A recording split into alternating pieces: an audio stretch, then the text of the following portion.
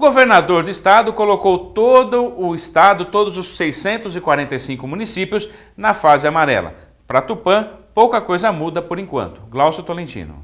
O governador João Dória anunciou reforço em ações de enfrentamento da pandemia em todo o estado de São Paulo. Para reduzir o contágio e evitar pressão sobre o sistema de saúde, todas as regiões do estado retornam à fase amarela do Plano São Paulo de controle sanitário e flexibilização econômica até o dia 4 de janeiro.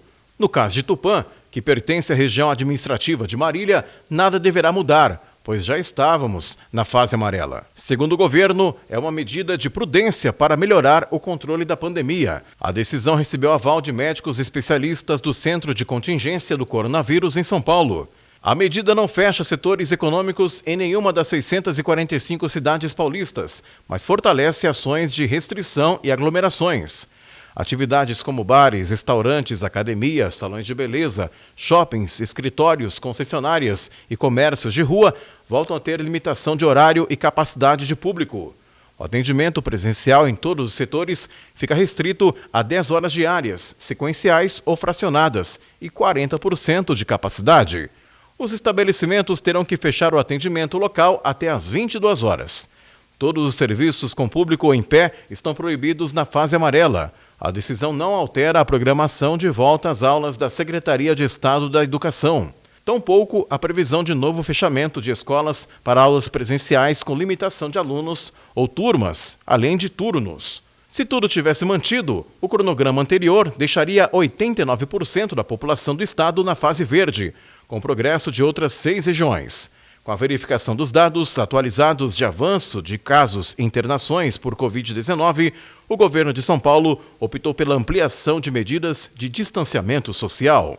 Bom, nós vimos aí, né? Era uma coisa que já se esperava. Houve um aumento significativo e nós estávamos aí num período de eleições entre primeiro e segundo turno e são medidas impopulares. O governo diz que não foi por causa disso. Foi que os números que foram apresentados no final de semana que acabaram definindo a tomada dessa decisão. Agora fica aí, né? A versão do governo contra a versão daquelas pessoas que sabem que muito do que foi decidido agora foi depois somente das eleições. Mas uma coisa é certa, a população precisa colaborar mais com o poder público e consigo mesmo e com a sua própria família. Estabelecimentos comerciais lotados, festas, os locais onde as pessoas passam os finais de semana também lotados, e isso, independente de governo, é uma questão de cada um cuidar de si e da sua família. Por isso, o governo está apertando um pouco, restringindo, e nós estamos aí no meio de um dilema.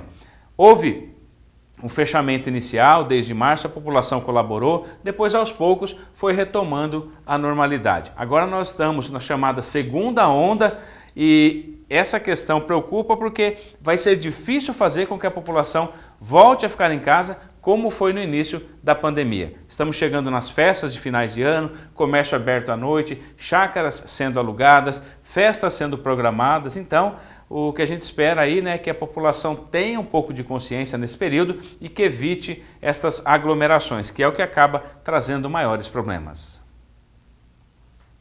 Tupã tem 65.570 habitantes e tem 57 mil veículos. Dá uma média de quase um veículo por habitante da nossa cidade. Acompanhe. Mesmo durante a pandemia e com restrição de circulação, além de escolas fechadas, Tupã registrou 226 casos de lesão corporal causadas por acidentes de trânsito entre março e novembro. O que ajuda a explicar esses números é que o município de Tupã tem, segundo o IBGE, 65.570 habitantes e, segundo o Denatran, 56.859 veículos, o que dá em média 1,1 veículo por tupaense. Para se ter uma ideia, em 2010, Tupã tinha 37.146 veículos circulando, quase 20 mil veículos a menos, entre carros, motos, caminhonetes e caminhões andando pelas ruas da cidade. Em maior número estão primeiro os carros de passeio, depois motos, que cresceram muito, seguido pelas caminhonetes. Este aumento se reflete diariamente, com trânsito mais carregado nos horários de pico, congestionamentos em vias principais, maior número de acidentes e também de vítimas. Avenida Tamoios, Rua Emorés, Marília, Brasil, Iambiquaras, Tabajaras e Caingangues são as artérias principais que cortam a cidade e são as mais utilizadas durante praticamente todo o dia. Por outro lado, as ruas de Tupã não são largas e constantemente precisam ser adequadas para evitar problemas. Tupã teve uma reformulação no trânsito há cerca de 15 anos, mas muitas medidas implementadas naquele período acabaram sendo retiradas com o passar do tempo. Estes números mostram porque diariamente nós nos deparamos aí com congestionamento, excesso de motos, de carros, principalmente naquelas ruas principais, as chamadas artérias principais, onde os veículos passam todos os dias. A Aimorés, Rua Marília, Avenida Tamoios, a Cangangues, a Brasil, a Iambiquaras, a Tabajaras, são alguns locais aí onde existe uma grande movimentação de veículos todos os dias, e principalmente no começo da manhã, horário de almoço e no final da tarde. Esse número não vai se modificar muito não, viu? Vai continuar essa questão da aglomeração de veículos, essa sequência aí, e nós vimos, mesmo durante o período da pandemia, houve uma diminuição, mas não foi tão sentida. Houve aí 100 aulas, alguns estabelecimentos funcionando 100%, mas mesmo assim o trânsito de Tupã continua carregado. O número de motos aumentou e o número de acidentes também. Mesmo com a redução, Tupã teve mais de 220 acidentes registrados nesse período, ou seja, lesão corporal. Acidente entre carro e carro, carro e moto, atropelamento, bicicleta. Quer dizer, a cidade tem um grande número de veículos. De 2010 para cá, houve um aumento de 20 mil veículos em Tupã, entre motos e carros, caminhonetes, caminhões.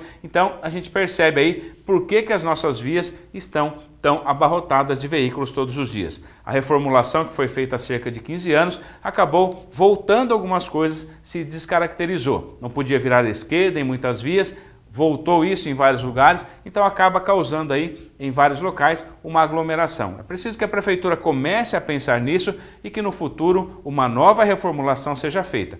A via é para a circulação do veículo, mas em primeiro lugar é o pedestre. Faixa de pedestre, guia rebaixada, semáforo, locais onde as pessoas podem atravessar com segurança. Em alguns lugares, a faixa do pedestre é no meio da rua. Aqui nós temos nas esquinas. Então quem vai atravessar uma via precisa olhar muitas vezes para 4 locais para poder atravessar. Por que não mudar e fazer um trabalho educativo? Ao invés das pessoas atravessarem na esquina, elas atravessam no meio do quarteirão, onde vai existir uma faixa ali. Isso pode ajudar um pouco e fazer um trabalho de educação para o motorista e também para o pedestre. Vamos agora à previsão do tempo para Tupã e a nossa região.